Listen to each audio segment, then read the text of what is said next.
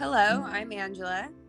And I'm Marie, the second half of this mother and daughter team. Welcome to Chakra Checkups.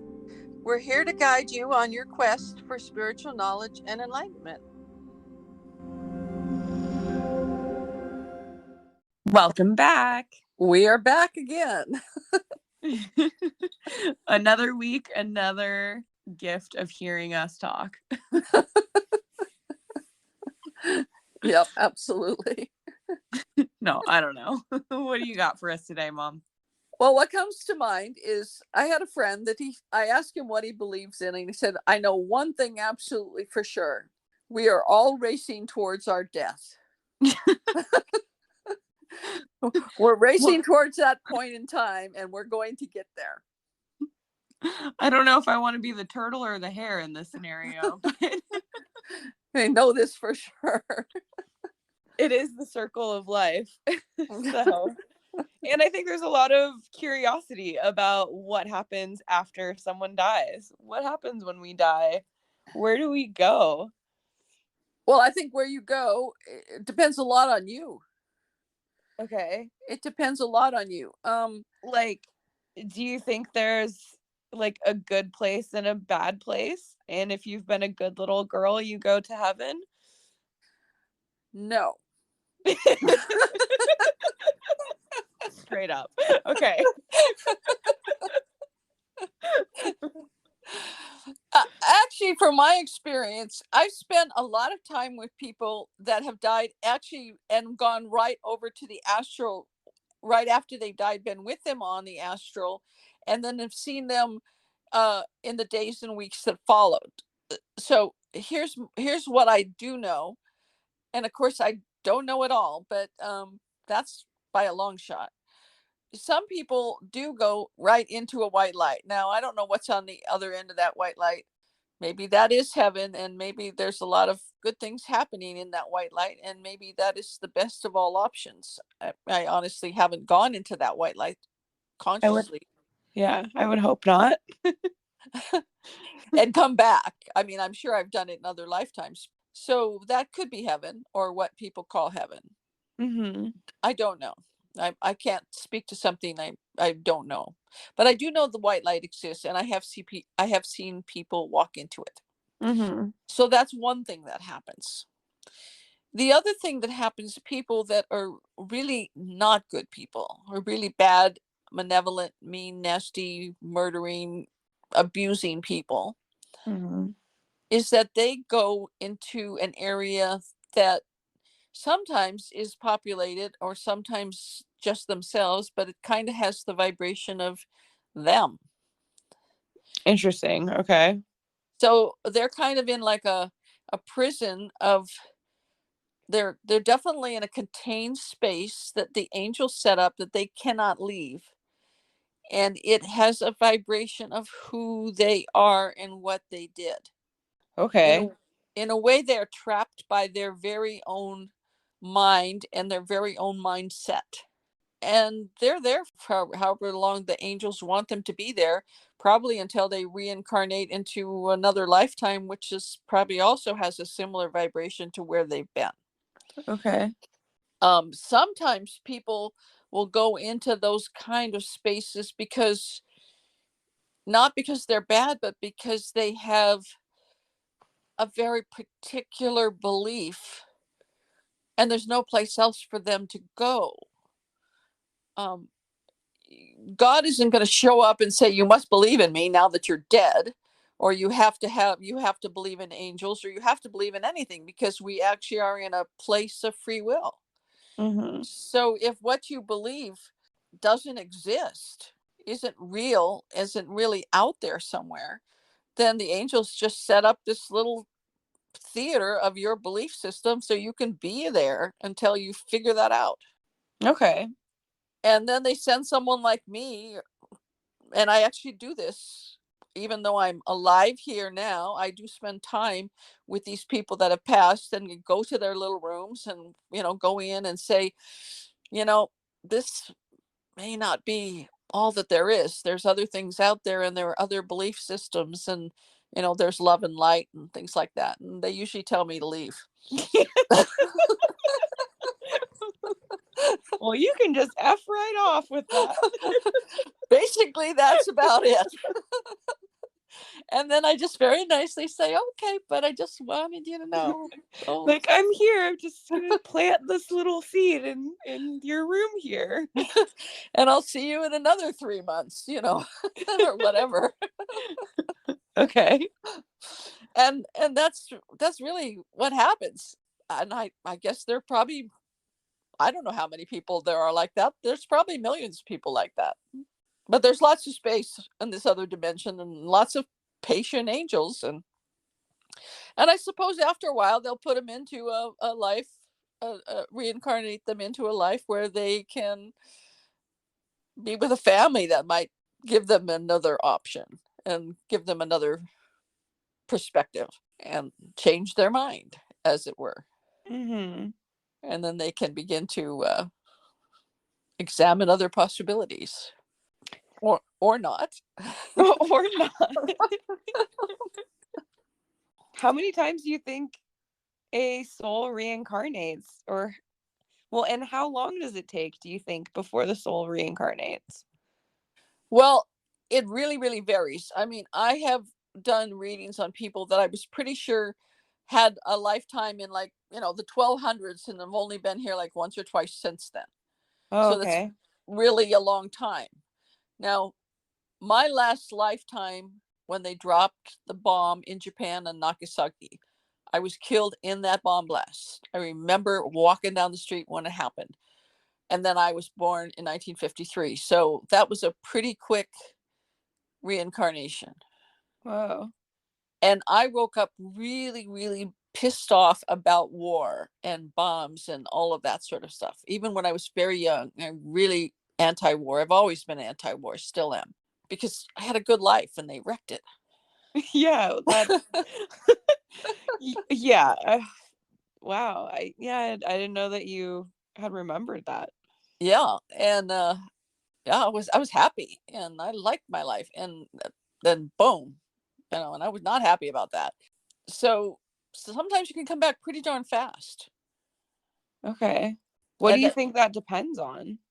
that I don't know for sure. I think that's just where that's up to a bunch of angels. They figured that out. I don't know why. There's a whole bunch of stuff that goes on that You is way beyond our reckoning. you mean you don't know everything? There's a ton that I don't know. Okay. I know a minuscule little bit, and I do know that I've had conferences on the astral between lifetimes with the angels about where I was going to go and what I'm going to do. So it's not done just casually. You just don't pop in. Although I have read in some literature, ancient literature, that sometimes people, if they're doing something really drastic, and they might just pop into another lifetime just to avoid something on the astral. It's sort of a kind of a frantic response, but I don't know if that happens. It could happen. I could see Wait, the possibility of that. let's back up. You said you remembered having a conference with the angels of where you're going to go. Yes, and why? So, was that them telling you like where you're going to go, or like kind of a choice given to you, like you could go here and do this No, no, or not there? a choice. Just talking about what I was going to be doing, why, and things like that. Not like you could go to Tahiti or you could go to uh, L.A. No, nothing like that. Okay. So there is some grand master plan for all of us, huh? Well, I don't know about all of us, but I think there is. Yeah. Okay, I cool. think it's like, I think that to some degree we are in a progression. We're all gaining education and light. Even if you think you're going downhill, the fact that you think you're going downhill is still a recognition of you're moving in a certain direction. It's still educational. Right. So, in the big, broader picture, you're always learning, you're always gaining light. Right. Even if Well, you, I think even like the worst things that happen to you can be taken as a learning experience so that you don't do those things again. Even if you get yourself killed, you wake up in the astral and go, that didn't work. Shit. Well, and then you go, I don't want to do that again. I'm never gonna ski off the edge of a mountain again. Shit. Yeah, there's that. So you're always moving, and you're always gaining light. I really believe that. I really believe that you don't just sink down, down, down. You might go down, down, down for a while, but then you're still going to gain perspective. Uh-huh. Anyway, I like to think of it that way. No, I think that's a good way to think about most things in life, for sure. It's all a learning curve. We're in this great school, and so we're working on that. And then we work with the angels in terms of when we come back and what we're doing and why we're doing it. And it's not just a thoughtless, random project. And I'm really sure that we come back oftentimes with people that we have seen before, and we have been in relationship before, sometimes many times. And in a way, this kind of blows the uh, Soulmate. soulmate. Yes, it kind of blows the soulmate thing kind of out of the water. I think that sometimes you think it's your soulmate. You think you look across the street or you're at the park and you're walking your dog you've locked eyes with someone and you go, wow, that's my soulmate. And really what that is the person you just had 6 lifetimes with and never did agree on anything. And now you're going to do it again. Well, that's like not very encouraging. I kind of like the idea of locking eyes with someone and falling in love at first sight. But sometimes you're not really falling in love at first sight. Sometimes you just recognize them and you have something unfulfilled expectation, and so it's like familiarity. I know you. And it's mistaken for love. There might be love there, but it might have been like that person was your mother, Okay. It doesn't necessarily mean it's your soulmate. So I would be very suspicious of any time you have that instant aha moment with somebody before you jump into matrimony or something. I would start to ask questions, do I really just think of her and remember warm pie or something? Or, do I know anything about this person other than I have this feeling be a great person to have around the house? Right. Because a lot of times that's all it is. I had a relationship with somebody like that. I saw them, and before I didn't even know them, and the first thing that popped out of my mind is, where have you been? And Yeah. then, and this kind of angst about it. And it wasn't until years later that I remembered that in a lifetime where we had been married and he had gone off to sell some things on market. He took our horse and he went off to sell some things like he did from time to time.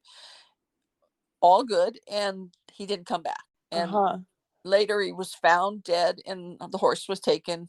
Someone killed him probably for his goods and his horse. And I was left in a situation where I had to marry somebody to make everything work, to keep the property and the little hut we had and our fruit trees and like that. And the whole thing was just awful. Wow. So when I saw him, that was my first response. Where'd you go? I don't know. It just kind of came out of me.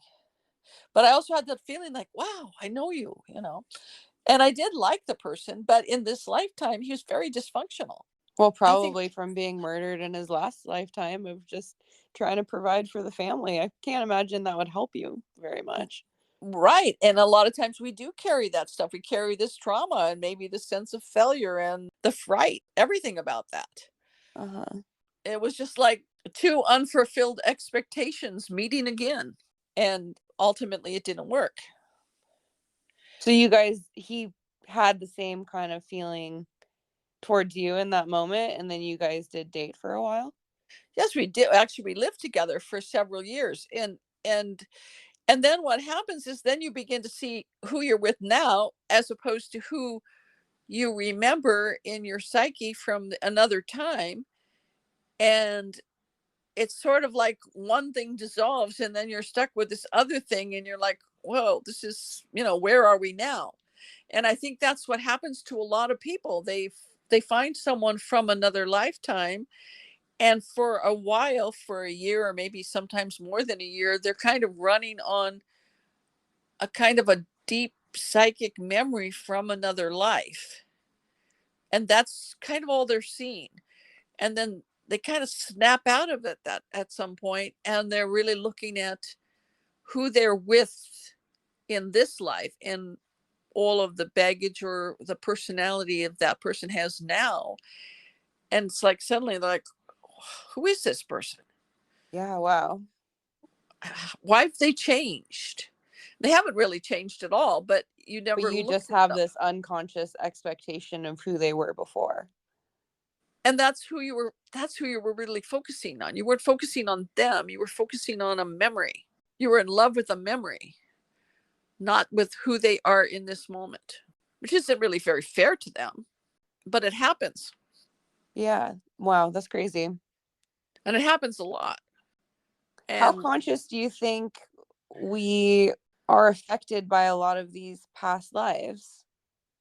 Like, I know there's some, like, I saw a video that of this amazing, like, 1-year-old who was playing, almost like Mozart piano. So I think there's some situations like that they must come from like a past life. But how conscious are these past lives affecting our daily lives if we're not very conscious of it? well, I think there are huge amounts of effect that we're under from things from our past life, things that we're afraid of. People have fears that have no rational correlation to anything that's happened. Like, Uh-huh. I won't go into the water, or I won't get in an elevator, or I don't want to be near a horse. I'm terrified of dogs, or things of that nature. Mm-hmm. And I think a lot of times those relate very much to something that happened in their past life. There's certain skills that they're very attracted to, they want to do, because they've had them in a past life. And of course, I mentioned on other podcasts, I relearned jewelry from a memory from a past life, and I made very fine jewelry uh, for 27 years from a past life memory. And I Mm-hmm. was very drawn to doing jewelry. I wanted to do jewelry. I felt like that's what I should be doing. Mm-hmm. And then I felt like I was cheating because I'd done it before. Been there, done that. It does feel like cheating. I'm still trying to remember any other language from a past life, and instead I have to take Spanish classes. So, Right. And like they talk about Mozart, how really irreverent he was, and drinking and everything else. And at the same time, he was downloading like unbelievable music, right. most likely from a past life, but maybe part of it was just from the Akashic records. But again, that's probably past life too. So it just, I think there's a huge amount of things that we're doing that from a past life. I think that as you start to remember it, now I remember now around 25 different past lives. And then I look at the pattern of things I've done in this life and the people that I've met in this life. And those past lives, it's like taking a piece of the puzzle and going, this one goes there. Now that makes sense. And here, this one goes here, and this one goes here. And you begin to say, okay, is there anything I'm doing here that really relates to what I'm doing here? Uh-huh. Because it's so complex. Yeah, you have me stumped today. This is blowing my mind. Yeah, there's always a lot more to it than you think. My boyfriend introduced me to this family. The husband had, I can't remember, 4 or 5 kids, and the wife had 4 or 5 kids. So they had a herd of children, a lot of kids. And she got pregnant again, and she wasn't even going to tell him. She just was not going to have any more children. And somebody brought over a Ouija board. So she started to do this Ouija board, and the Ouija board spelled out please let me be born. I was your grandfather. Wow. And and the husband, he said, do we have something we need to talk about here? So they decided to have this child, and her grandfather was a conductor on the trolley cars in San Francisco. And I saw this little girl, and she put on a t-shirt. She wouldn't wear girl clothes. This was when she was about three and a half. Uh-huh. She only would wear like blue jeans, which she pulled down on below her belly button and on her hips, and then she would put her thumbs in the belt loop Uh-huh. of her pants.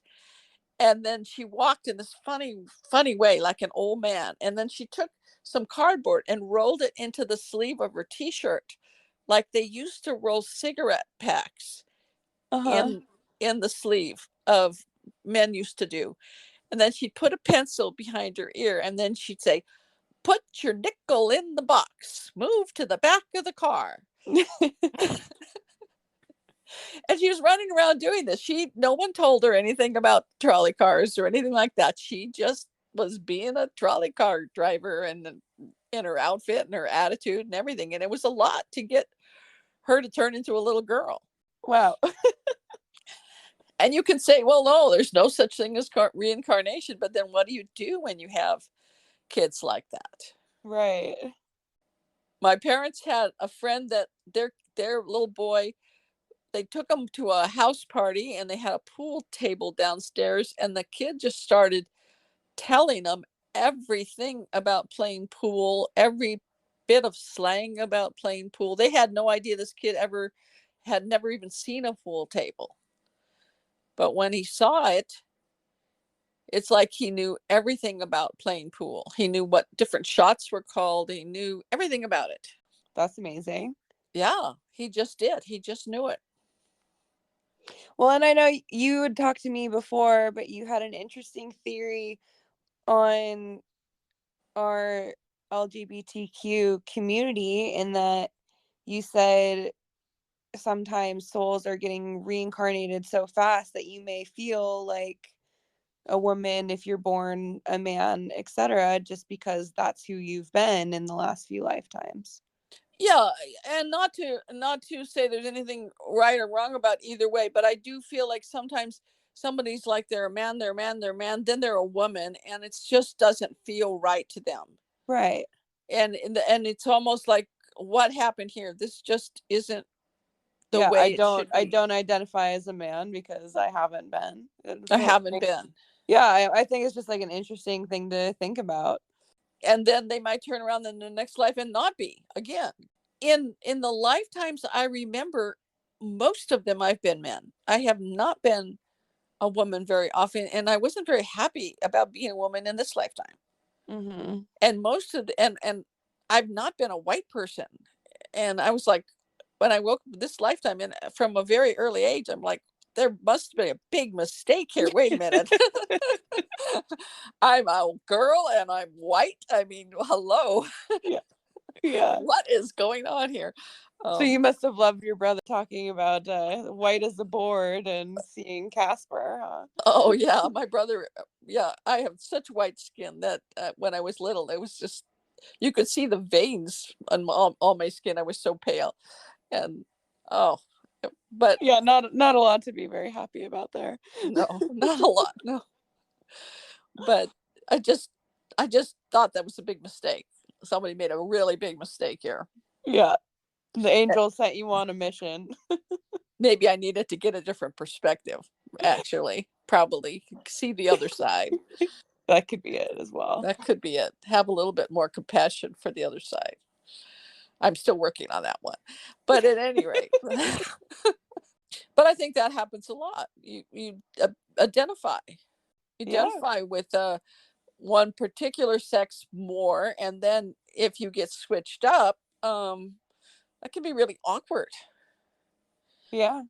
And your partner, you could have had a partner for 3, 4, or 5 lifetimes that you did get along with really well, and all of a sudden you're the same sex or something like that, and that's who you're drawing to. Yeah, which also makes perfect sense. Well, And who's to say that's right or wrong? It's just, it makes perfect sense. Yeah. And I think that people are reincarnating faster than they used to. I don't have any real proof on that, but I do think there are. I mean, one of the things that makes me think that is because the population is like expanding. Right. And so I think more and more people are coming at this time, whereas they might not have come for many, many, many years. Now, everybody's coming. Right. So it's an interesting dynamic that's going on. Yeah. Do you think Buddhism, where they talk about reincarnating into, animals or bugs and stuff, and that's why they believe not to harm other living beings, like, do you think we do reincarnate into other types of beings? I don't think we do. I don't think we do that. I could be wrong, but I don't think we do. Just curious. I have seen interesting beings inside certain animals. Like, we had a corgi dog, and there was this little kind of golden little man in kind of folded accordion like, so he'd fit inside this corgi dog. And our corgi was really brilliant little dog and exceptional in a lot of ways. But that little man wasn't like a human. It was more like kind of like a fairy or something like that. It was interesting. Well, that's very fitting, as I named that dog Pixie. Yeah. And Pixie was exceptional. I mean, she would literally chase like chickens up against the fence and hold them very gently with her nose so we could catch them and put them back on the right side of the fence, things like that. So she did exceptional things.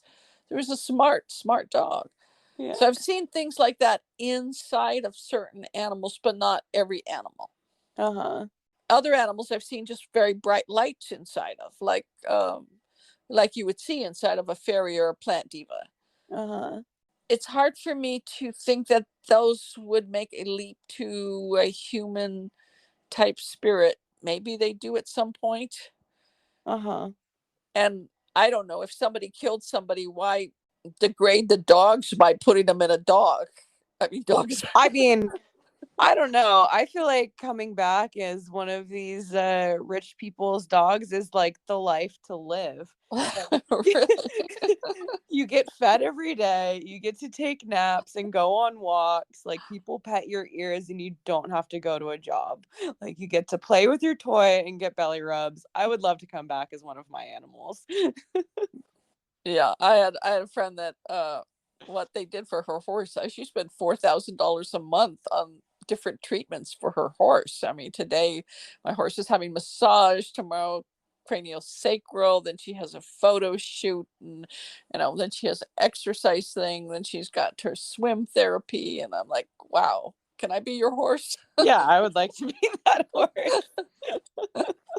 But I have not seen any evidence, nor have you ever seen anything on the astral. I've never talked to any angels that have mentioned anything. I have no indication whatsoever that we turn into a worm turns into us, Yeah. we turn into a cricket, our cricket turns into a dog, anything like that.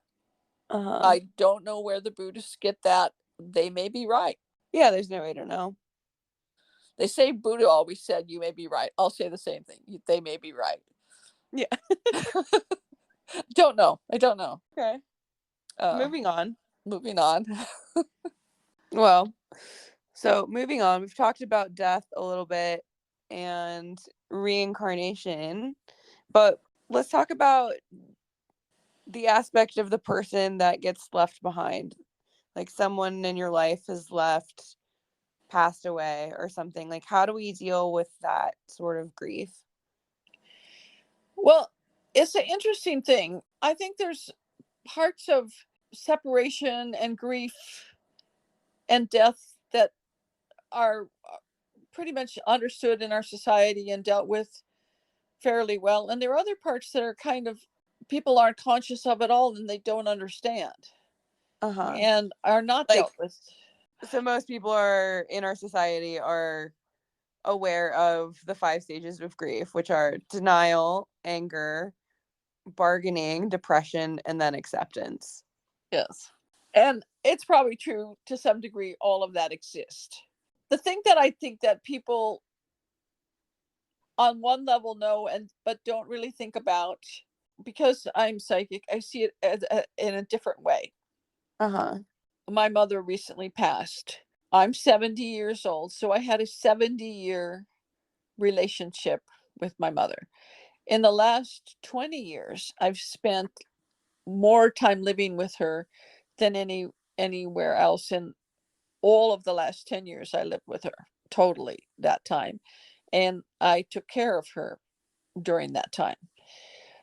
So, what happens when you have a relationship as a mother and a child, or even this happens in relationships that are not parents, like a marriage or something like that?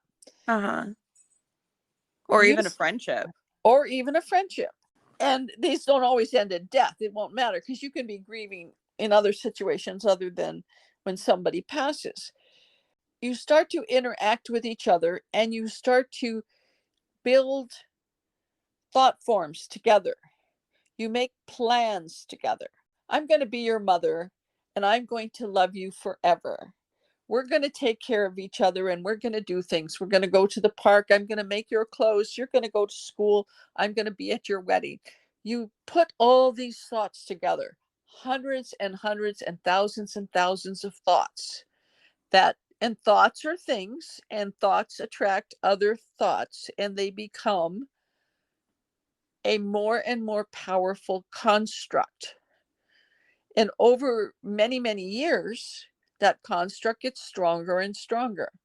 Now, if a person is in a relationship and they're somewhat indifferent, like, yeah, whatever, I'm out of here, I don't want to listen to you, or I'm not into this, or I don't care, the construct isn't going to be as strong. Mm-hmm. But if you took the example of maybe a couple that got married when they were like 17 and they were married for like 65 years and they were really devoted to each other and they planned everything and they had their 3 kids and they built a house in the country and they landscaped it all and everything went exactly as they planned, and then one of them dies. Mm-hmm. For the other one that's left, all of this construct that they put together, they made together, now half of that is crumbling. Mm-hmm. It's falling apart. And on one level, you're grieving very deeply for the person that's gone, and you're sad about that. But on another level, it's like this castle, and half of the bricks are disintegrating. And it looks like you have nothing left, nothing solid, nothing works. And it's overwhelming, like, wow, this, I put this together in 65 years of hard work and now it is crumbling. Mm-hmm. And this is, I think, sometimes what happens with people, that one person dies and the other person just, they can't deal and they die too, Mm-hmm. because it is just too much for them to even confront this. Mm-hmm. Now it's interesting, I noticed with my mom, it's like it was like she was still here, although I know she's not here. And then I realized this is the construct. So I started to literally, on a psychic level, say, okay, let's move her thought forms away from my thought forms Mm-hmm. and send her thought forms away with her. Mm-hmm. And I immediately started to feel better and lighter, like less depression and less upset, because I can't hold it all together. It's falling apart anyway. And if you're just in it and it's kind of crumbling and you're trying to make sense of it, it is kind of overwhelming. So you're not necessarily talking about thought forms that are hanging around the house that you can just smudge out, but some that you need to like get out of your energetic system kind of thing because they've been built together. Yes, you've kind of built them together. You know, like in a relationship, you'll say, we are going to do this. We're going to get an apartment. An apartment's going to be blue, when you get Uh-huh. one. And you do all this stuff, and you talk to each other constantly about, I'm going to feel this way about you. I'm going to be faithful. You're going to be faithful. We're going to do this. We're going to do that.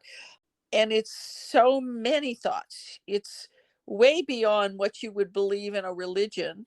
It's way beyond what you would be taught in school. Because Uh-huh. in a relationship that's ongoing for many, many years, you spend much more time interacting and listening to and agreeing or disagreeing with this person and building this construct. Uh-huh. In a way, it's like this long-term contract. And then, boom, it's over. And like, whoa, what happened to the plan? The plan is no more. Right. The plan is now not a plan. And I've got this thing here, and I don't know what to do with this thing. So And what do we half do? of and I've got a lot of energy in this thing, and I don't know what to do with that either. So what do we do with the thing? That's a good question. That's a good question. And I think what really helps is to first of all recognize that. I like the visual of like a castle, and half of the bricks are falling apart and you're stuck with the rest of the bricks. You just so Yeah, instead do of you trying, start to visualize picking up the bricks and placing them again, or? or you decide to put yours somewhere else, and you like let it go. I mean, instead of trying to hold it together or understand it, well, okay, this is how it's supposed to happen, but I'm going to accelerate the process and send all the crumbling part away with the person. Uh-huh. She's in the light, and let's send all of those thoughts, all of that part of the plan away with them, because it's not doing you any good. And even short-term relationship, 1 or 2 years, and you think you're in love and you think it's going to work, and you go through all this stuff, and then one person ends the relationship, Uh-huh. and then you're struggling with the sadness and everything, and it doesn't seem to go away. Then I would start to say, okay, it's the construct. You've got this construct that you started to build, and you're kind of clinging to it. Whereas probably would be healthier if you said, okay, I'm going to take all my bricks, put them in, my place, and I'm going to take their bricks and put them in their place. So that, Okay. Bringing you back down to earth. How do we do this? okay, you visualize it. You visualize that, and you realize it. I have thought forms I have built with this person, and I am going to change my thought forms. I am going to see them now as separating into two piles. Uh-huh. I am literally going to say, okay, they are no longer going to be entwined, because I control what thought forms I put out there. Uh-huh. So I'm going to start to say, okay, I'm now going to want my thought forms in a separate situation, and this other person's thought forms with them. And so you're kind of trying to retrain your brain from getting into a pattern of being like getting sad over what could have been, or what would have been, or what would be that's not going to be anymore. Instead of getting caught in that cycle, you're stopping that pattern and Partly that, and trying. partly retrain your brain from trying to hold together something that cannot be held together, but isn't really deconstructed because you're trying to hold it together. Uh-huh. And that just makes you sad. It's like you're looking at the crumbling castle, and you keep trying to throw cement on it or something. you know Or if it's a sand castle and the waves are taking it away and you're trying to build it back up. right, what's going on here? Oh, this is so depressing. I can't hold it, but I don't want to let it go either. Okay. It's better to just say, okay, this is supposed to decompose, Mm-hmm. and I'm going to accelerate that. I'm going to just literally use my will for what controls my thought forms and deconstruct them. in a visual that works. Now, I had a friend that he said, I'm going to do it literally on paper. I'm going to write down some of those thought forms and plans and stuff, and I'm going to throw them in the fire and burn them. There they go. Yeah, I mean, I think that's a really good idea. You Say it, plan to do live it. till 60 and you died at 40. Okay, let's throw that in the fire.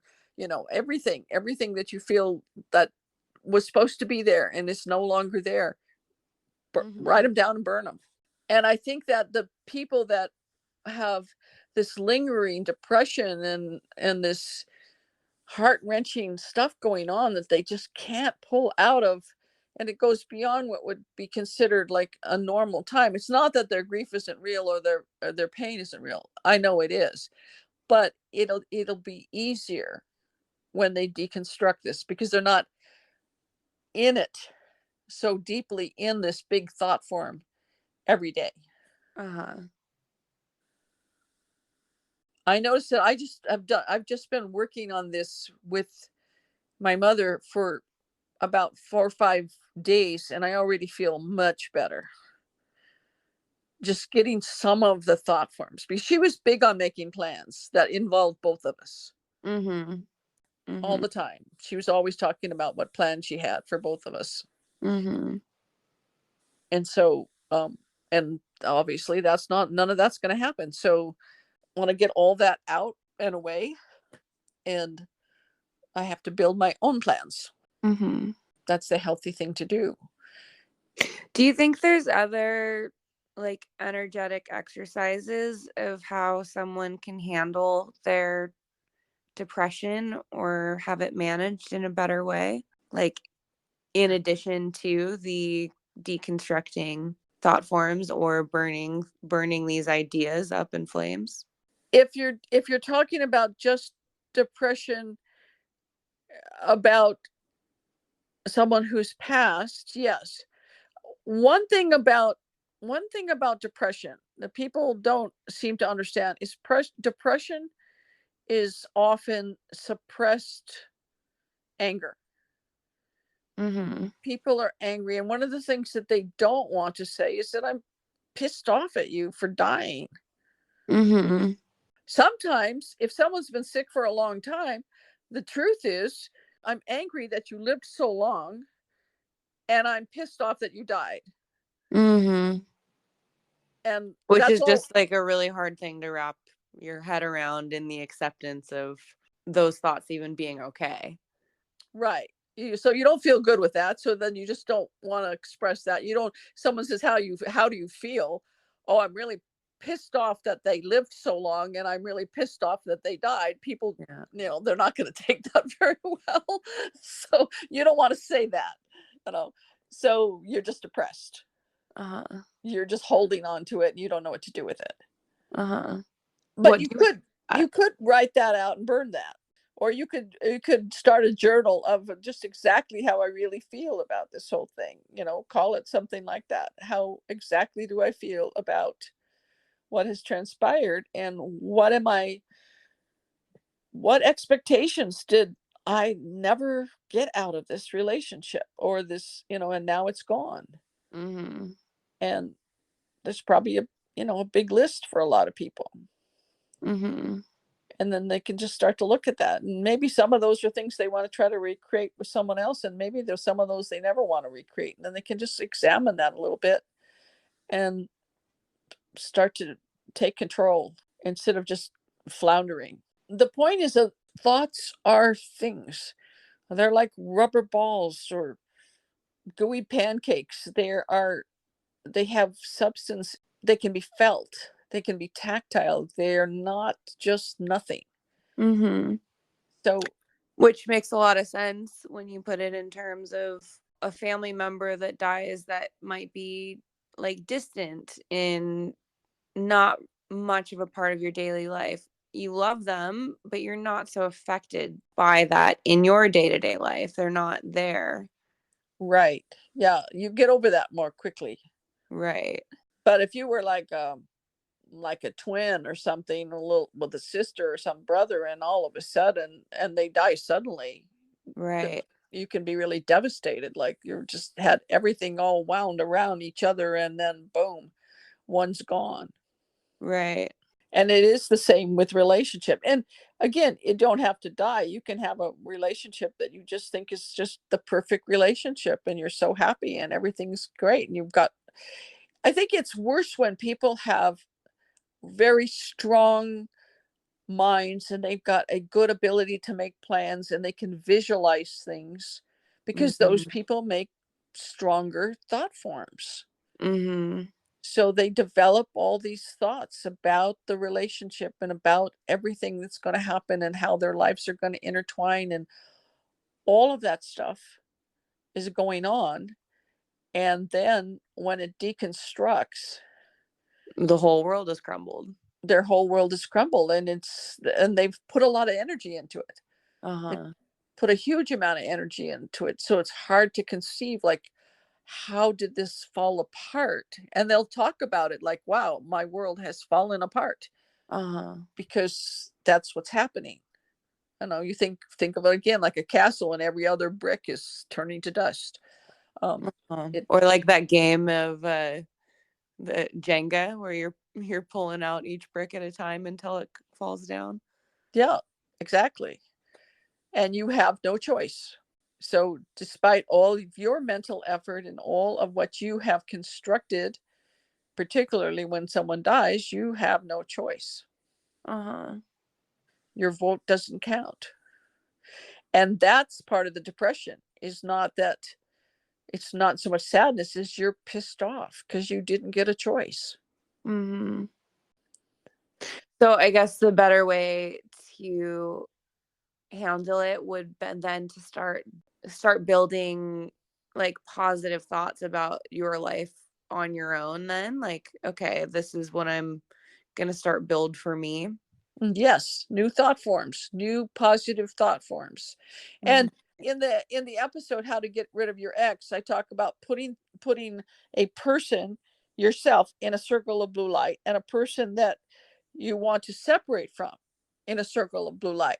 And what I've been doing with my mother is I'm putting myself in a circle of blue light, and I'm putting her and all of her thought forms with her in her circle of blue light, and then seeing them moving off into heaven.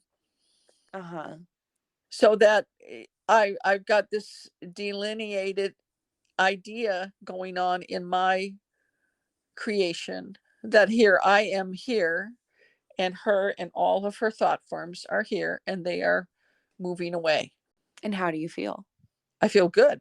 I feel better. My energy's coming up. I was feeling very drained. Yeah. And I was also feeling like she was still here, and I knew that she wasn't here like a ghost, like here. So I was like, what is that? Then I realized this is a thought form. Mm. So I thought, oh, that's interesting. I've been around a lot of people that have died, but I haven't been around a lot of people that I spent this much closeness to as I had with my mother over the last 10 years. Mm-hmm. So it was sort of an interesting study on that level. Mm-hmm. So it definitely my energy started coming up a lot more when I started to do this. So to deconstruct this and start to be able to construct now the way I want to build things. Well, I have to do something. Mm-hmm. So it's better to construct positively. So what are you focusing on now? What are you trying to build in your mind? I want to change the consciousness in the world. With our podcast and with everything else I do, I want to bring more consciousness of the way the world works, psychically and otherwise, to as many people as possible, so that consciousness will be raised up and people will treat each other better and live in more joy, peace, and health. Well, I can't say no to that. That's for sure. That's my goal. It's a really good goal. So if you're listening out there, share our podcast with someone you know. Spread the word. Until next time. Until next time.